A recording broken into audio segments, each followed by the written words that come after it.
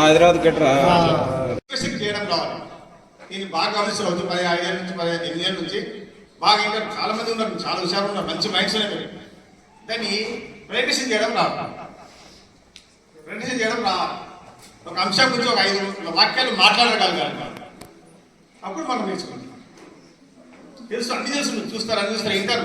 అప్పటి వరకు హెచ్చరికలు ఇచ్చింది సైన్సు, విపరీతపు ప్రయోగాలు వెర్రితలలు వేసినప్పుడు ఖచ్చితంగా హెచ్చరికలు ఇచ్చింది సైన్సు.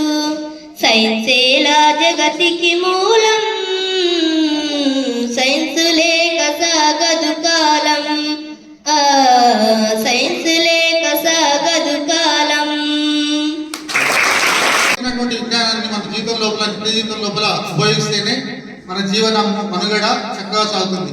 ఈరోజు అందరి చిట్టి ప్రయోగశాలను ఈ స్కూల్కే ప్రయోగశాలగా తయారు చేసి సైన్స్ సార్ వాళ్ళ ఆధ్వర్యం లోపల ఎస్ఐ రైటింగ్ కాంపిటీషన్, తర్వాత డ్రాయింగ్ కాంపిటీషన్, తర్వాత ఎలక్ట్రిషన్ కాంపిటీషన్, తర్వాత మీరు చేసినటువంటి సైన్స్ ఎగ్జిబిషన్ చాలా చక్కగా ఉంది, అందరిని ఆలోచింపజేస్తుంది.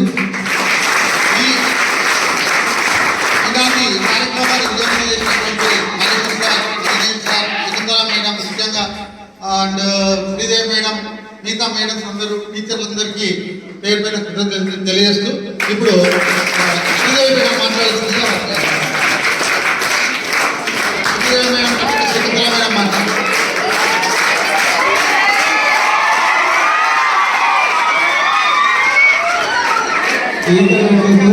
మీ ఆనందం ఏమన్నా ఉంటే చెప్పడం ద్వారా తెలియజేయాలి, కానీ నోట్స్ మాత్రం పని చెప్పండి.